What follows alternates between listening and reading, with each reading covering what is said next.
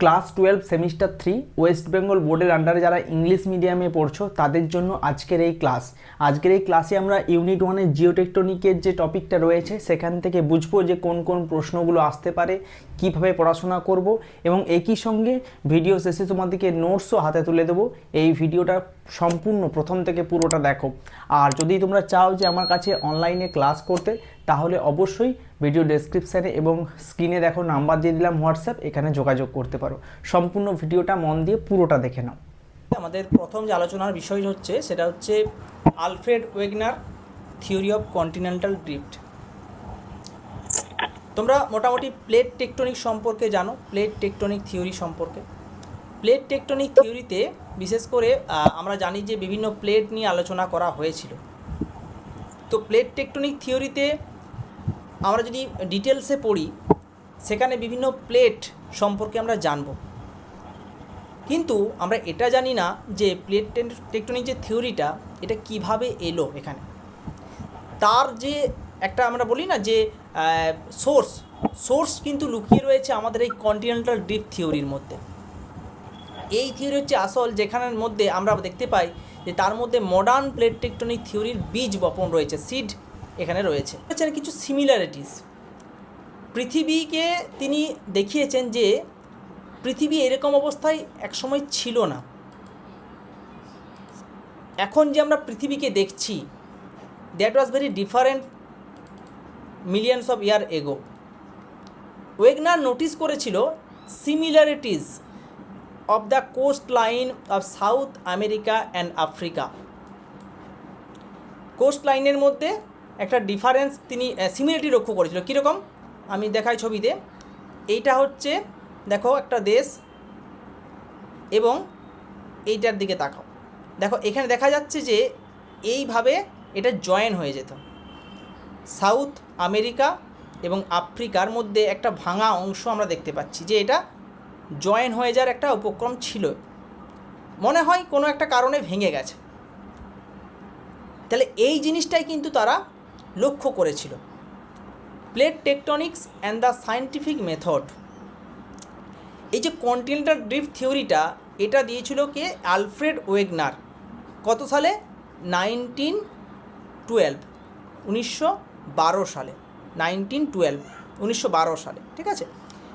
এই যে scientific understanding of the earth surface, this theory suggest that continent were once join together in a single super continent.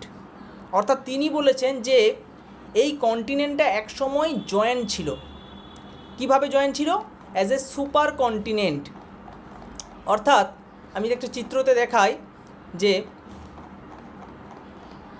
ঠিক এই জায়গাটা দেখো, এখানে প্রত্যেকটা দেশ এরকম এক জায়গায় জয়েন অবস্থায় ছিল। এটা ওয়েগনার ধারণা করছেন যে একসময় জয়েন অবস্থায় ছিল এবং তারপরে সেটা বিভিন্ন কারণে ভেঙে গেছে।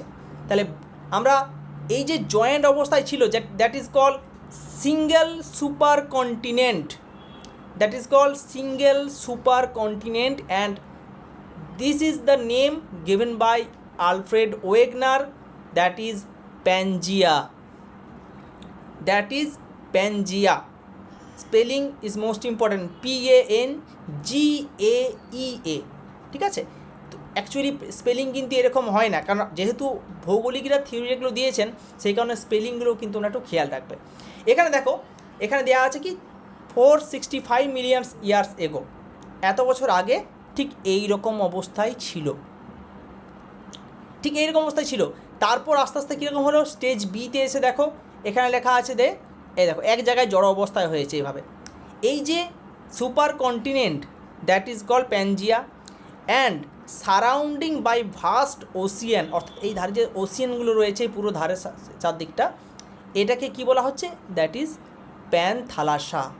এটাকে কি বলা হচ্ছে? দ্যাট ইজ প্যানথালাসা, ঠিক আছে। এটা হচ্ছে প্যানথালাসা। তাহলে মনে রাখতে হবে যে প্যানজিয়াকে ঘিরে চারপাশে প্যানথালাসা রয়েছে, হলো।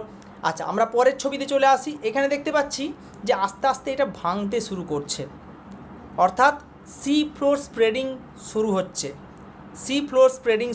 অর্থাৎ সি ফ্লোরের মাধ্যমে ভেঙে যাচ্ছে আস্তে আস্তে। তাহলে এই যে ভাঙছে, তার আগে বলে রাখি একটা কথা, যে এই প্যানজিয়া অ্যাকচুয়ালি দুটো নামে ভাগ করা হয়েছে। প্যানজিয়ার উত্তর অংশ অর্থাৎ north is called Laurasia, northern side is called Laurasia and southern side is called Gondwanaland. Northern side is called Laurasia and southern is Gondwanaland. এবং মাস্ট রিমেম্বার যে কোন দেশগুলো লরেসিয়ার মধ্যে পড়ছে এবং কোন দেশগুলো গন্ডোয়ানাল্যান্ডের মধ্যে পড়ছে, এটা কিন্তু পরীক্ষার জন্য মোস্ট ইম্পর্ট্যান্ট। দেখেই চিত্র দেখেই তোমরা ইজিলি বুঝতে পারবে যে কোনটা লরেসিয়া কোনটা গন্ডোয়ানাল্যান্ডের মধ্যে পড়ছে। যেমন নর্থ আমেরিকা, ইউরোপ এবং Asia, that is Laurasia. South America, Africa, India, Australia, Antarctica, that is Gondwanaland. তাহলে এইভাবে আস্তে আস্তে ভাঙতে শুরু করলো, ঠিক আছে। দেখো, এবং বর্তমানের পৃথিবী এই জায়গায় এসে দাঁড়িয়েছে। এবং তিনি এই থিওরিতে মানে হিডেনলি প্লেট টেকটনিকের কথা বলে দিয়েছেন। Convergent plate boundary, divergent plate boundary and also transform plate boundary. তো এই যে 3 ধরনের প্লেট বাউন্ডারি রয়েছে, এই বাউন্ডারিগুলো কিন্তু তিনি হালকা করে বলে চলে গেছেন। তারপরে তো কন্টিনেন্টাল প্লেট টেকটনিক থিওরি এলো। তাহলে প্রথমে কিন্তু তিনি এই কাজগুলো অলরেডি তিনি বলে গেছেন। আচ্ছা, এবার চলে আসছি যে তিনি যে এই থিওরিগুলো বলে গেছেন, তারপরে বিভিন্ন প্রমাণ দেখিয়েছেন। অর্থাৎ প্রমাণ ছাড়া তো এখন কোনো কিছুই গ্রহণযোগ্য হয় না। এভিডেন্স ইজ মোস্ট ইম্পর্ট্যান্ট যে কোনো থিওরির ক্ষেত্রে। এভিডেন্সটা কিন্তু অবশ্যই প্রয়োজন, এভিডেন্স ছাড়া কিন্তু সেটা কেউই বিশ্বাস করবে না। তিনি বিশেষ করে কিছু সিমিলারিটিস লক্ষ্য করেছেন। সিমিলারিটিস বলতে কী কী সিমিলারিটিস? মনে করো আমি জাস্ট একটা ড্র করছি এখানে, এটা আফ্রিকা,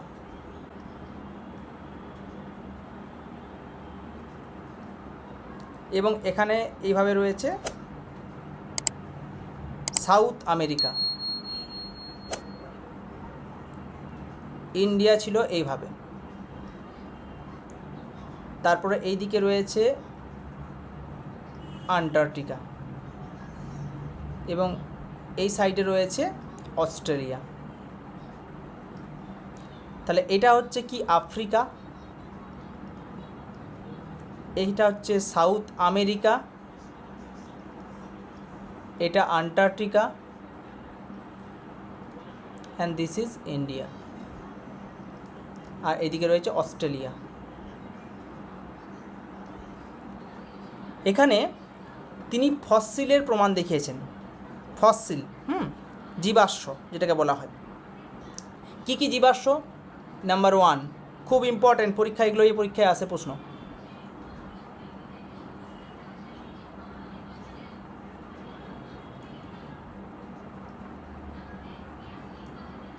আমি লিখে নিচ্ছি আগে, তারপর বোঝাচ্ছি।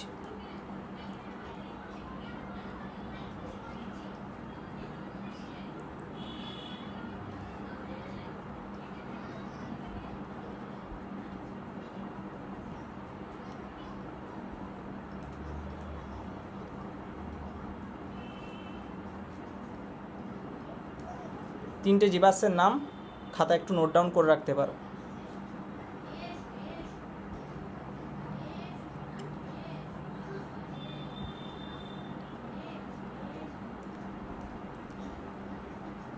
এটা হচ্ছে সায়ানোগনেথাস, মেসোসরাস, লিস্টোসরাস আর হচ্ছে গ্লোস্পটেরিস। এই 4 ধরনের জীবাশ্মকে তিনি প্রমাণ হিসেবে ব্যাখ্যা করেছিলেন। নাম্বার 1 হচ্ছে এই যে জীবাশ্মটা, তিনি বলছেন এই জীবাশ্মটা বিস্তার এই বরাবর রয়েছে, অর্থাৎ সাউথ আমেরিকা, আফ্রিকা, এই নাম্বার 1। এছাড়া মেসোসেরাস, এটা মিউট করে নেবে একটুকু।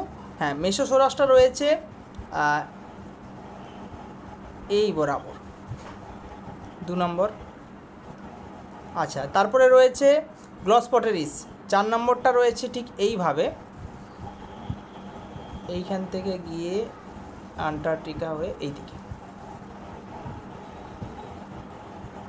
এটা হচ্ছে 4 নম্বর। আর এদিকে রয়েছে লিস্টোসরাস, এটা হচ্ছে বিশেষ করে এখান থেকে শুরু করে ইন্ডিয়া হয়ে আন্টার্কটিকা, ঠিক এইভাবে চারটেই। এটা হচ্ছে 3 নম্বর, 1 2 3 4, ঠিক আছে, চারটে এভাবে পাওয়া গেছে। তাহলে অ্যাকচুয়ালি কী ধরনের প্রাণী এগুলো? না, এই যে প্রথমটা রয়েছে, দাঁড়াও 1 মিনিট, কোথায় কোথায় পাওয়া গেছে, ঠিক আছে। 1 নম্বরটা দেখো, সাউথ আমেরিকা, আফ্রিকা, মনে রাখতে হবে। মেসোসরাস 2 নম্বর রয়েছে সাউথ আমেরিকা, আফ্রিকা।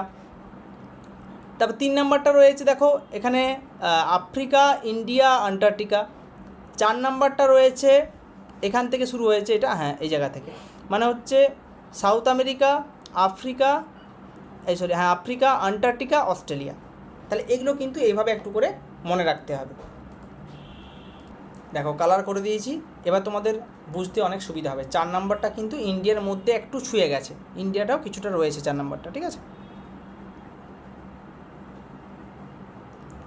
আচ্ছা, এবার দেখো তিনি কিছু জিওলজিক্যাল সিমিলারিটিস কথা বললেন, অর্থাৎ এগুলো তো পড়লে সব কিছুই। এছাড়াও তিনি এই যে রকের মধ্যে একটা মিল খুঁজে পেলেন পরীক্ষা নিরীক্ষা করে। যেহেতু সাউথ আমেরিকা অ্যান্ড আফ্রিকা একদম সমানভাবে ভেঙেছে বলে মনে হচ্ছে, সে কারণে তিনি স্যান্ডস্টোন, সিলস্টোন, তারপর এখানে sandstone, slate, granite, limestone, loess, sandstone, slate, granite, এইরকম মিল খুঁজে পেলেন। সাউথ আমেরিকায় এই সমস্ত শিলা পাওয়া যাচ্ছে, আফ্রিকাতেও ঠিক এই ধরনের শিলা পাওয়া যাচ্ছে। তাই এই যে রকের মধ্যে একটা সিমিলারিটিস, এটা কিন্তু তিনি লক্ষ্য করলেন। হয়তো এটা এক সময় জোড়া ছিল, বর্তমানে ভেঙে গেছে। যেহেতু এখানে জীবাশ্মের মধ্যে মিল রয়েছে, রক্সের মধ্যে মিল রয়েছে, as well as climate is also important. অর্থাৎ একটা ফসিল বা বলতে পারো ট্রপিক্যাল প্ল্যান্ট যেটা আন্টার্কটিকার মধ্যে রয়েছে, indicate that the continent once had a much warmer climate. এখন যে আন্টার্কটিকাকে আমরা দেখছি সেটা সেই সময় হয়তো সেরকম ছিল না, ডিফারেন্ট ছিল। তাই ক্লাইমেটের মধ্যেও মিল রয়েছে, কারণ একটা ফসিল যখন ইন্ডিয়াতেও রয়েছে অ্যান্ড অলসো আন্টার্কটিকাতে রয়েছে, হাউ ইজ ইট পসিবল? ইন্ডিয়ার ক্লাইমেট আর আন্টার্কটিকার ক্লাইমেট ইজ মানে far different now it is. But আমি যদি বলি অ্যাপ্রক্স 365 ইয়ার্স এগো বা তারও আগে সেই ক্লাইমেট ডিফারেন্ট ছিল। সেই সময় রেপটাইল, যেগুলো ল্যান্ড রেপটাইল বলা হয়, দ্য ট্রায়াসিক ল্যান্ড রেপটাইল লিস্টোসরাস, তো তারা ইন্ডিয়াতেও রয়েছে, আফ্রিকাতেও রয়েছে, আন্টার্কটিকাতেও রয়েছে। তাহলে নিশ্চয়ই আমরা এটা বলতে পারি যে climate is more warmer than now. অর্থাৎ ইন্ডিয়ার সঙ্গে আন্টার্কটিকা, আফ্রিকার ক্লাইমেট একই ধরনের ছিল, তাই তারা সেই সময় বিচরণ করত। তারপর আস্তে আস্তে ক্লাইমেট পরিবর্তন হওয়ার কারণে তারা জীবাশ্মতে পরিণত হয়েছে। তাহলে আলফ্রেড ওয়েগনারের যে কন্টিনেন্টাল ড্রিফট থিওরি, সেটা actually propose that the continent were once joint together, which gradually broke apart and causing the land masses to drift to their current position। তাহলে এই থিওরি থেকে আমরা কি পাচ্ছি? যে এক সময় জয়েন্ট ছিল, বর্তমানে ভেঙে গেছে, বিভিন্ন কারণে হতে পারে সেটা। টাইডাল ফোর্স তিনি অবশ্যই একটা ইম্পর্টেন্ট কারণ হিসেবে দায়ী করেছেন, এবং সেকেন্ডলি হচ্ছে গ্র্যাভিটেশনাল অ্যান্ড যেটা তোমার বললাম এই প্লেট টেকটনিকগত কারণ। তাহলে এবং এই যে কন্টিনেন্টের যে মুভমেন্টটা, এই মুভমেন্টটাকেও তিনি কিন্তু লক্ষ্য করেছেন। Wegener explained the breakup of Pangaea into Laurasia in the north. তাহলে লরেশিয়া নর্থে এবং Gondwanaland in south. Followed their subsequent fragmentation into today's continent. অর্থাৎ Laurasia consisted of North America. লরেশিয়ার মধ্যে কী কী রয়েছে এটা মোস্ট ইম্পর্টেন্ট মনে রাখতে হবে কিন্তু। নর্থ আমেরিকা, আমি শর্টে লিখছি মনে রাখবে, ইউরোপ অ্যান্ড এশিয়া, এটা হচ্ছে লরেশিয়া। অ্যান্ড গন্ডোয়ানাল্যান্ড এটা হচ্ছে South America, Africa, peninsular India, Australia and Antarctica. Wegener name the process of the drifting of continent from the poles as the flight from the poles। এই যে এক polls থেকে তিনি যে এই বিচরণ হয়ে যাচ্ছে এটাকে বলা হচ্ছে the flight from the poles. The masses of the water that enter between the Laurasian Gondwanaland. অর্থাৎ এই যে লরেশিয়া গন্ডোয়ান ভাগ হয়ে যাচ্ছে তার মাঝখানে যে মাসগুলো আসছে, মাসেসগুলো আসছে, ওয়াটার মাস যেটাকে বলা হচ্ছে ওয়াটার মাস যে আসছে সেটার নাম হচ্ছে Tethys sea. Is that clear? Laurasia Gondwanaland যে আলাদা হচ্ছে তার ফলে মাঝখানে তো ওয়াটার বডি আসছে, ওয়াটার মাস আসছে, সেই ওয়াটার বডির নাম হচ্ছে Tethys sea. Most important short প্রশ্ন এখান থেকে। তাহলে both North America and South America drifting westward. আবার একটা মোস্ট ইম্পর্টেন্ট প্রশ্ন বললাম, North America and South America এই সমস্ত কন্টিনেন্টগুলো কোন দিকে কে যাচ্ছে এটা পরীক্ষায় প্রশ্ন আসতে পারে। কোন দিকে যাচ্ছে? Drift ওয়েস্টওয়ার্ড।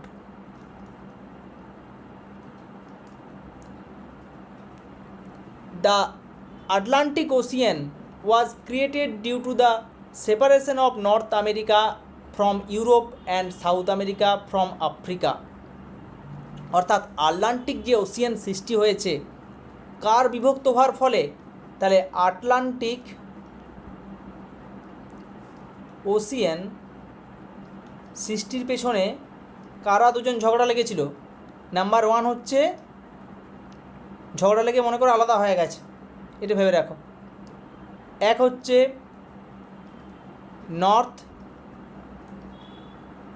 America and North America কার সঙ্গে আলাদা হচ্ছে? ইউরোপ। দুই ভাই মনে করো আলাদা হয়ে গেছে। এবং তারপর রয়েছে সাউথ আমেরিকা, ফ্রম আফ্রিকা, এরা দুজন আলাদা হয়ে গেছে, যার ফলে সৃষ্টি হচ্ছে কি আটলান্টিক ওশিয়ান। মনে রাখবে এই জায়গাটা। The Indian ocean was created due to the equatorward movement of Indian peninsula and Panthalassa was converted to the present Pacific ocean after its sinkage. অর্থাৎ ইন্ডিয়ান ওশিয়ান যে সৃষ্টি হয়েছে due to the equatorward movement of Indian peninsula যে আস্তে আস্তে word movement করছে তার কারণে তৈরি হয়েছে ইন্ডিয়ান ওশিয়ান, এটা খুব সহজ। And Panthalassa was converted to present Pacific ocean. তাহলে প্যান্থালাসা কনভার্ট হয়ে কী হয়েছে? Pacific Ocean. প্যান্থালাসা কনভার্ট হয়ে কী হয়েছে? Present Pacific ocean. আচ্ছা, তাহলে আমরা এই থিওরি থেকে plate tectonic theory, sea floor spreading theory as well as convention current theory, এগুলো কিন্তু আমরা পড়তে পারি পরবর্তীকালে, মানে এখন সিলেবাসে নেই, পরবর্তীকালে তোমরা পড়বে, সেমিস্টার 4-এ হয়তো আছে। তাহলে এই জিনিসগুলো কিন্তু একটু মাথায় রাখতে হবে। এই থিওরিতে আমরা যদি বলি যে অবশ্যই ভালো দিক কিছু রয়েছে, খারাপ দিক কিছু রয়েছে, ক্রিটিসিজম অবশ্যই রয়েছে, তবে এই থিওরিতে কিন্তু খুব গুরুত্বপূর্ণ একটা থিওরি, ভেরি ইম্পর্ট্যান্ট, কারণ এই থিওরিতে কিন্তু সর্বপ্রথম যে প্লেট টেকটনিক থিওরি ডেভেলপ হয়েছিল, development of the theory of plate tectonics in the 1960 provided by missing mechanism which validated many of Wegener's idea. ওয়েগনারের আইডিয়া ধরেই কিন্তু প্লেট টেকটনিক থিওরিকেই তৈরি করা হয়েছিল। মনে রাখবে, প্লেট টেকটনিক থিওরি কিন্তু কারো একজনের থিওরি নয়, অনেক বহুজনাকার মিশ্র থিওরি, কিন্তু এর বীজ বপন করেছিল কিন্তু মনে রাখবে ওয়েগনার। ঠিক আছে, তাহলে এখান থেকে তোমাদেরকে এই ধরনের ছোটো ছোটো বিভিন্ন ধরনের প্রশ্ন আসতে পারে। এই টপিকটা বুঝে নিলে এবার কিন্তু ভালো করে যদি মক টেস্ট বা বিভিন্ন শর্ট প্রশ্ন প্র্যাকটিস করো, তাহলে এখান থেকে পুরোটা ক্লিয়ার হবে। এই ধরনের প্রশ্ন পরীক্ষা আসতে পারে। এবারে আমি এমসিকিউ টাইপের একটা দিলাম, যেমন 2 নম্বরটা, এরকম এখানেও 4টে অপশান দিয়ে দিল, হয়তো লরেসিয়া বা দিয়ে দিল গন্ডোয়ানাল্যান্ড, প্যানজিয়া, প্যানথালাসা, এরকম 4টে অপশান দিয়ে দিল, এগুলো মনে রাখতে হবে। তারপর মনে করো এখানেও তো এরকম 4টে বইয়ের নাম দিয়ে দিল, জিওগ্রাফিয়া দিয়ে দিল, থিওরি অফ দ্য আর্থ দিয়ে দিল, এরকম করে 4টে বইয়ের নাম দিয়ে দিল, এরকম করেই শর্ট প্রশ্ন আসে। চিত্র দিয়ে দিল, এ বি লিখে দিয়েছে, what are the name of the continent as the picture যেটা দেখানো হয়েছে ডায়াগ্রামে, এরকম 4টে অপশান দিয়ে দিল, হয়তো যে এ হচ্ছে এশিয়া, বি হচ্ছে আফ্রিকা, এরকম করে বেশ কিছু অপশান তোমাকে দিয়ে দিল। এ হচ্ছে সাউথ আমেরিকা, বি হচ্ছে আফ্রিকা, অপশান নাম্বার 3 হচ্ছে এ হচ্ছে ইন্ডিয়া, বি হচ্ছে আফ্রিকা। আমি 3টে অপশানই দিলাম, এইভাবে প্রশ্ন আসতে পারে। অ্যান্সার ওটাই, সাউথ আমেরিকা হবে এ আর বিটা আফ্রিকা।